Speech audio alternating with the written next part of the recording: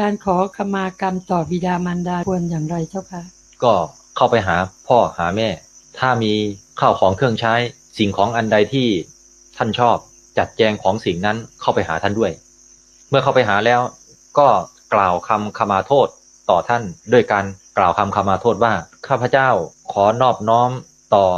บิดามารดาของข้าพเจ้าหรือข้าพเจ้าขอแสดงออกถึงความนอบน้อมต่อพ่อกับแม่โทษอันใดที่ลูกหรือข้าพเจ้าได้กระทำผิดพลั้งไว้อันเป็นไปทางกายทางวาจาทางใจที่เป็นความประมาทพลาดเผลอทั้งด้วยเจตนาและไม่เจตนาขอให้แม่และพ่อจงอดโทษจงอภัยให้แก่ลูกด้วยเถิดลูกจะได้ระมัดระวังต่อไปกล่าวอย่างเงี้ย